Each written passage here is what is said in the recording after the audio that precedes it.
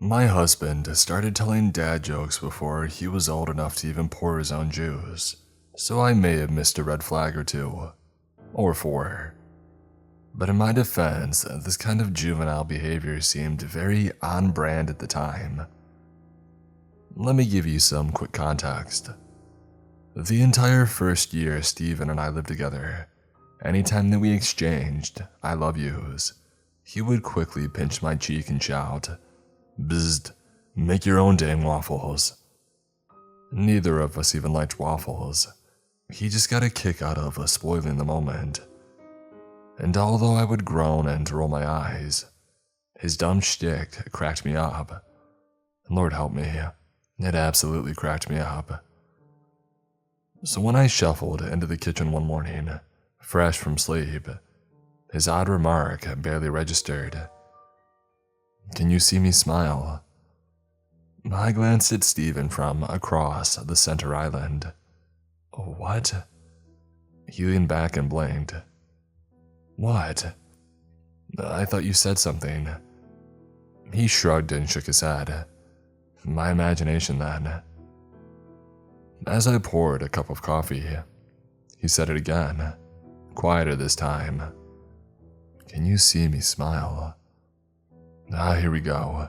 Steven's jokes were usually unfunny for that first week or two, until his relentless commitment tickled my funny bone.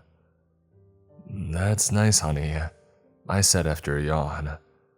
And then I circled the island and went in for a kiss, but instead noticed a sore beneath his left nostril. "Oh man, get some cream for that." On my way out of the room, Steven began ratcheting coughs. Things seemed normal for the next few days. He periodically dropped the smile line mid-conversation, and then continued on like normal. Once or twice he even said it over the phone. "Hey hon, I'm at the store. Do we need any, can you see me smile, kitchen roll?" Steven picked up some cream for his increasingly gruesome scab, although that didn't seem to help. If anything, it made things worse. One evening, as we sat down to dinner, he slurped up some pasta, stared dead into my eyes, and twisted his mouth in this horrible pumpkin grin. "Can you see me smile?" I set down my fork. "Okay, enough. It's been a week and I'm still not laughing. What are you talking about? That stupid, can you see me smile, can you see me smile thing." He cocked his head to the side. "Huh? Don't even start. Just drop it already." The two of us went back and forth, him pushing me to explain myself, me growing steadily more agitated. "Can you just admit this gag didn't land and move on?" "Well, the only gags that do land are ones about airplanes, but I still don't understand what you're talking about." The tension immediately dissolved as I half groaned, half chuckled at his zinger. Later, as I soaked in the tub with 2 cucumber slices over my eyes, the door at the far side of the room creaked open. "Steven?" I called. Another creak. "Hello?" I slid up, catching the slices. There was no one else in the steamy room. A draught had most likely blown the door open. I settled back into a comfortable position. Afterwards, while toweling myself off, I noticed a smiley face in the fogged-up mirror above the sink, accompanied by the words, "Can you see me smile?" Steven had already turned in for the night, so my lecture about boundaries got placed on hold until morning. Sometime after midnight, an awful dream about falling into this endless black void startled me awake. For a moment, the sensation carried into the real world, no doubt because the mattress had compressed beneath our combined weight. I opened my eyes in an attempt to escape the sensation of that awful dream, and I saw Steven, who held himself directly above me, supported by his elbows and knees. His nose was pressed right up against mine. I bit down in a scream. Steven's sore had spread. Now he looked like a toddler after devouring a plate of jam sandwiches. Was he picking at those oozing scabs? "What the heck?" I shouted. Immediately, he rolled into his half of the bed and faced the wall, pretending to snore. I thumped the back of his skull hard. He gave me a heart attack. He acted all innocent, like he had just woke up, the corners of his mouth twitching, as though pulled by invisible strings. What was that for? He propped up against the backboard, one hand rubbing the bump across the back of his head, the other fingering a leaky sore under his chin. Turning away, I said, "This is getting seriously old. You're not funny." He began to protest, but then entered a harsh coughing fit. It rose from deep inside his chest as he raced down the hallway. "And go see a dermatologist," I shouted after him. When the alarm screeched, the far side of the bed was still empty. I crossed the upstairs landing and went into the bathroom, where Steven stood before the sink, eyes fixed on his own reflection. He stretched and twisted his lips, which had gone pale at the corners, using his forefingers. From the doorway, I said, "Look, sorry about last night, but you scared the crap out of me. Can we act like the whole thing never happened?"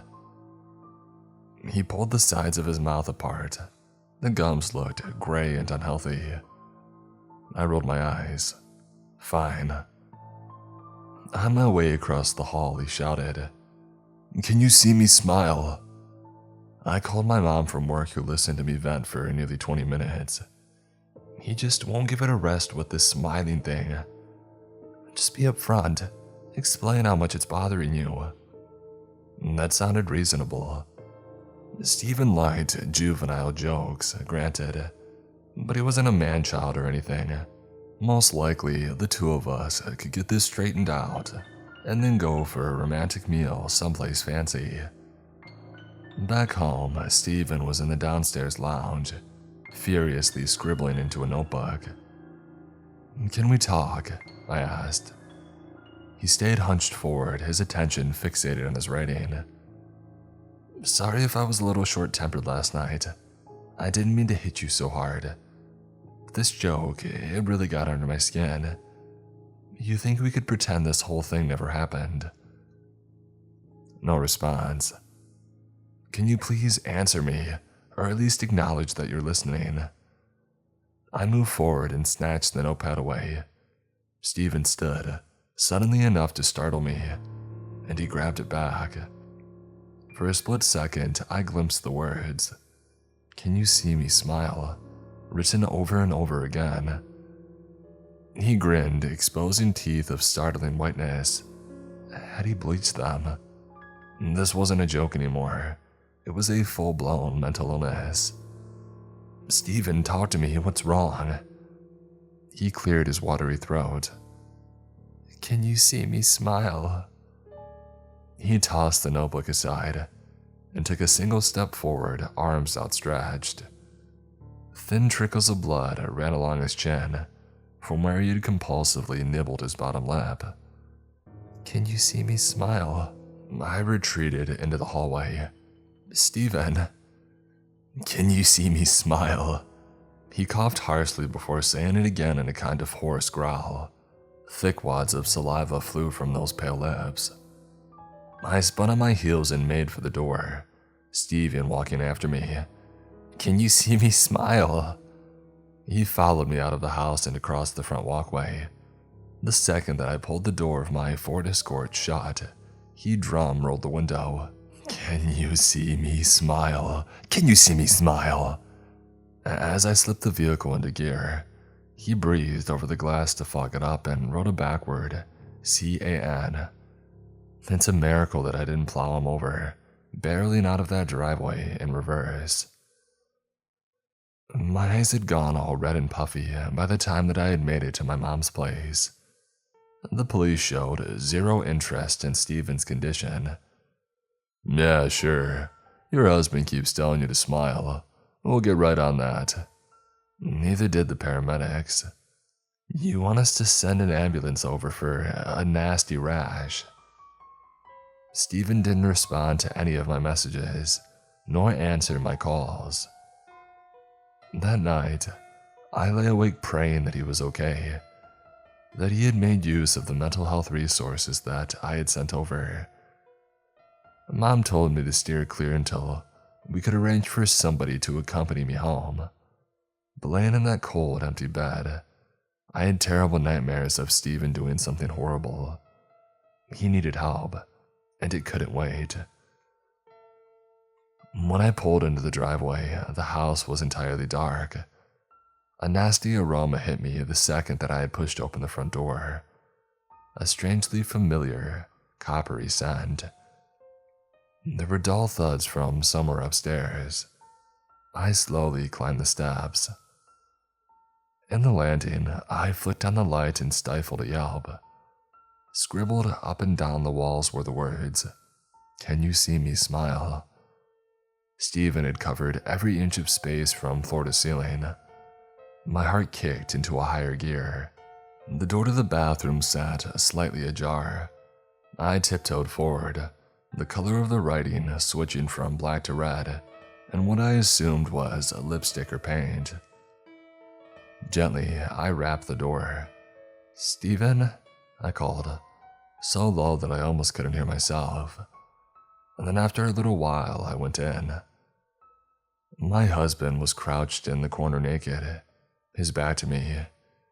He dragged a lobster-red hand up and down the wall, smearing the word SEE over the cream-colored tiling, stopping only to replenish the ink by vomiting a thick red phlegm onto his fingers. It was blood. He had written those words with his own blood. "Can you see me smile?" He snarled along with a full-body spasm. There was something wrong with his voice. It sounded like a patient in a dentist chair with a prop in their mouth. The door made a creaking sound as I flinched back without meaning to. Stephen's head perked up. I spun into the hallway and raced toward the stairs. Halfway there, Stephen threw himself hard against the back of my legs, sending us both careening down the steps. I landed flat on my back. Directly above my head, two blurry light bulbs circled one another. I watched them go round and round until two Stephens, their mouth caked with dry, crusty red, leaned into my window of vision. He pinned me down, and between gruesome wheezes that slid up from his throat, he repeated those 5 words again and again. As my vision stabilized, I realized that it wasn't only blood on his face. Tendons and jaw muscles were exposed, pulling and vibrating like overtuned guitar strings. Fragments of bone even shined through in places. The lips and the surrounding area had been chewed or cut or scratched away. His cheeks hung loose. He brought us nose to nose, his exposed jaw inches from my mouth. "Can you see me smile?" That raw sewage breath absolutely reeked. A big purple tongue slid out of his mouth, finding its way inside my right nostril. As I lashed out against him, raw meat peeled away beneath my fingernails. He eventually made a sound like a cat hacking up a fur ball, exposed teeth chattering and closing and crunching. I seized the opportunity by worming my way out from under him, and I made a break for the kitchen, where I armed myself with a steak knife. He followed me into the room, canines bared. "I'm warning you," I screamed. He grinned, although I could tell only by the eyes, those mad eyes that almost seemed to laugh. As he shuffled forward, his pincer jaw clamped shut again and again. Finally, he lunged, and I rammed the knife straight into him. Stephen's body went completely limp before slumping to the floor. The paramedics actually retched when they had arrived. "Craziest thing I ever saw," said the taller of the pair. The police officer couldn't believe the story. Still a stammering mess, I recounted how Stephen had done this to himself before attacking me over and over. He took me to the station for an official statement, after which Mom took me to her place, where for some odd reason, my mouth wouldn't stay closed. I sobbed into her shoulder, licking my lips again and again. My tongue had the texture of a carpet, plus something kept turning over in my gut. Acid reflux, maybe. Eventually, an urge to open my mouth and let out a giant, irresistible yawn overpowered me. But then Mom reeled away, her face laced with concern. "What do you mean, honey?" I threw her a confused look, and I scratched my itchy mouth. "What do you mean? What do I mean?" She reached over and wiped a tear off my cheek. "Why wouldn't I be able to see you smile?"